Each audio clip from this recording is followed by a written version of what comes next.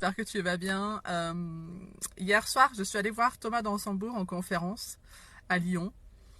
Et c'était vraiment super chouette. Alors, pour la petite histoire, moi j'avais noté sur ma liste des désirs que je voulais assister à une conférence. Parce que je crois de ma vie que... enfin, si, peut-être que j'ai assisté à des conférences, mais dans ma nouvelle vie, celle que je me suis créée, celle que je me crée depuis quelques temps, depuis 3 ans. Je m'étais noté que je voulais assister à une conférence et le challenge c'était d'y aller seul, mais bon, ça je l'ai pas senti, donc j'ai proposé à un pote de venir avec moi. Et du coup, je suis hyper heureuse de pouvoir d'avoir pu acheter mon billet et d'avoir pu aller en conférence et de se dire j'ai la liberté. Je me suis dit hier, j'ai la liberté d'aller voir une conférence un mardi soir à 1h15 de chez moi. Et pour moi, ça, c'est clairement un truc qui me dit que voilà que je suis libre. C'est vraiment quelque chose qui me permet d'être libre, de ressentir la liberté, de me dire mais waouh, en fait, je fais ce que je veux, quand je veux, avec qui je veux. Et c'est juste incroyable. Euh, du coup, voilà, donc je suis allée voir, je suis allée écouter Thomas Dansembourg. En plus de ça, mon pote est arrivé en premier, il nous a mis au premier rang. Enfin, c'était juste génial. On avait juste au premier rang et au milieu, donc c'était vraiment cool. Donc le titre de la conférence c'était est-ce que notre façon d'être adulte fait-elle sens et envie pour les jeunes et du coup moi c'est quelque chose qui me parle puisque ça fait partie, enfin c'est une de mes visions que les gens soient d'accord de ne pas être d'accord et pour autant s'aimer et se respecter, encore plus avec nos jeunes qui ont cette envie, je trouve, de plus de liberté et de plus de voyage et d'envie quoi. Nos jeunes aujourd'hui, ils ont vraiment un besoin de liberté qui est incroyablement élevé. Moi, je le vois en tout cas avec ma fille qui va avoir 16 ans au mois de septembre. Et en fait, je trouve aussi que nos enfants sont des modèles à suivre et des exemples à suivre parce qu'on est toujours là, nous, dans nos trucs d'adultes, dans les trucs à faire, pas maintenant parce que ceci, pas maintenant parce que cela, et fais tes devoirs, et pourquoi t'as pas fait tes devoirs, et bref. C'est un petit peu, je trouve que nos enfants aujourd'hui, enfin la génération qui arrive, est en train de péter toutes nos croyances, est en train de péter l'ancien monde pour un nouveau monde plus libre, plus juste et plus sécure. Ils se fichent du regard des autres, vraiment. Et je t'avouerai que ma fille est un exemple. Alors, si elle passe par là, il va pas falloir qu'elle se prenne trop au sérieux non plus. Ne sois pas trop... attention à tes chevilles quand même. Parce qu'il nous montre en fait le chemin de la liberté, il nous montre le chemin d'une vie, d'une dolce vita j'aspire à vivre en tout cas et que j'essaye en tout cas de mettre en place dans ma vie. De prendre le temps de vivre, le temps de prendre le temps d'être qui je suis. Et de faire ce qu'il me plaît, évidemment dans le respect de moi-même, de mon énergie, de ma santé physique et tout ça, mais aussi dans le respect des autres. Euh, et c'est hyper important. Et donc hier, Thomas Dansembourg nous parlait évidemment des émotions et des besoins, mais ça c'est son dada, et c'est aussi le mien.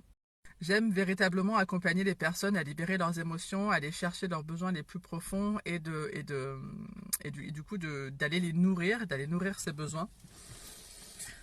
Et ça m'a permis aussi de mettre en lumière des choses sur le fonctionnement de l'être humain. Et ça fait plusieurs jours que j'entends les gens dire oui, c'est normal de dire que ça te fait chier, que ça t'emmerde, que voilà, oui, je vais chez le dentiste et ça m'emmerde, et j'ai le droit de le dire. Et évidemment que nous avons le droit de dire que ça nous fait chier, que ça nous emmerde. Évidemment que nous sommes des êtres humains et que nous sommes légitimes de ressentir ce que nous ressentons. Je suis tout à fait d'accord avec ça. Euh, et j'y ajouterai quelque chose qui est de l'ordre du passage à l'action, c'est-à-dire que oui, on a le droit de dire que ça nous fait chier d'être bloqué parce qu'on a mal aux jambes, à la cuisse ou je ne sais où. Oui, tu as le droit d'avoir un besoin de justice, un besoin de soutien, un besoin d'écoute, Oui, tu as le droit de râler, que personne t'écoute et que la justice c'est de la merde et que les gens c'est de la merde et que la vie c'est de la merde. Oui, tu as le droit de râler, oui, tu as le droit de l'exprimer, c'est certain. Tu es légitime de ressentir ce que tu ressens, oui. Par contre, il y a un moment où tu peux pas rester. À quel moment? Il y a un moment où, à quel moment tu comptes rester dans cet état-là et à quel moment tu comptes passer à l'action pour vivre autre chose.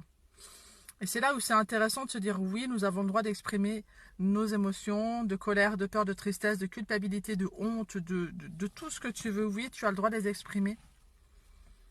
Tu as le droit de te complaindre 10 minutes à dire que ça va pas, qu'il n'y a rien qui va. Ouais. Et après, tu dois te poser les bonnes questions. Et les bonnes questions, c'est quoi? En fait, c'est de se rendre compte déjà que le mental, l'ego et les émotions sont des GPS. Ce sont des panneaux directionnels qui te disent attention, là, tu es en train de te dire que tu es nul. Attention, là, tu es en train de ressentir de la colère. Qu'est-ce que ça veut dire? Nos émotions et notre ego est clairement là pour nous diriger vers autre part que ce que nous sommes en train de vivre. Quel est le message, en fait? De quoi j'ai besoin?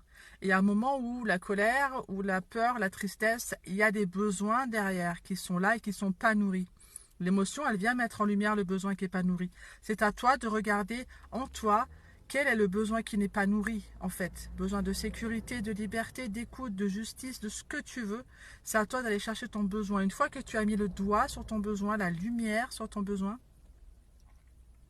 tu dois pouvoir te poser des questions de qu'est-ce que je peux faire maintenant pour nourrir mon besoin? Qu'est-ce que mon mental est en train de me dire? Qu'est-ce que mon émotion est, qu'est-ce que l'émotion que je ressens est en train de me dire? Qu'est-ce que je vais faire pour ça? Alors la première chose à faire, c'est déjà d'accepter, d'accueillir que nous sommes dans cet état-là et que nous nous disons ces choses-là et que nous ressentons ces choses-là. Première étape, c'est d'accueillir et d'accepter cela. La deuxième étape, c'est de l'exprimer. Exprimer son émotion. Oui, je ressens de la colère. Oui, j'ai peur. Oui, je me sens nulle. Oui, plein de choses. Oui, j'ai le droit de ressentir ça et de l'exprimer. Et c'est là où beaucoup de gens puissent se dire oui, mais j'ai le droit d'exprimer que je ne suis pas bien. Oui, mais clairement. Par contre, quand ça fait 25 fois que tu l'exprimes, là, ça va plus en fait. Il y a un moment où tu dois aussi mettre de la conscience sur le nombre de fois que tu répètes les choses sur certains sujets. Et que oui, si tu es en colère pour la même chose depuis 25 ans, il y a un moment où non, tu n'as plus le droit de l'exprimer, tu dois passer à autre chose. Parce que tu l'as assez exprimé depuis 25 ans, 25 fois, 10 jours ou 3 mois, maintenant, tu dois passer à l'action. Quelles sont les actions que tu mets en place pour sortir de cet état-là? Ok? Les questions à se poser, c'est aussi est-ce que moi-même, par exemple, si tu as un besoin de justice, est-ce que moi-même je suis juste avec moi et avec les autres? Est-ce que moi-même je me soutiens quand on a besoin de soutien? Est-ce que moi-même je me soutiens dans mes choix, dans mes actions et est-ce que je soutiens les autres? Si tu réponds non à ces questions, c'est normal que ton besoin ne soit pas nourri parce que tout ce que tu ressens, ça t'appartient, c'est à toi. Ça t'appartient. Donc c'est à toi de poser des actions et c'est à toi de sortir de ces états-là émotionnels. C'est pas les autres qui vont le faire à ta place. Alors oui, tu as le droit d'exprimer ta colère, ta honte, ta culpabilité et toutes les émotions que tu ressens. Oui, tu as le droit. Quand ça fait plusieurs fois que tu le fais, il y a un moment où non, tu n'as plus le droit de râler contre le monde. La seule chose que tu peux faire et que tu dois faire, c'est te recentrer sur toi et de te dire, ok, quelles actions aujourd'hui me feraient du bien? Quelles actions maintenant vont me faire du bien? Sans te demander si la vaisselle va être faite, sans te demander si la charge mentale passe un machin coup fin, sans te demander si tu as le temps. Maintenant, c'est maintenant que ça se passe. Le besoin non nourri, il est maintenant. De quoi tu as besoin et qu'est-ce que tu peux faire pour nourrir ce besoin? Quelle est ton émotion? Exprime-la, accueille-la et passe à l'action. Une émotion, en latin, c'est emovere et emovere, ça veut dire en mouvement. Tu dois bouger.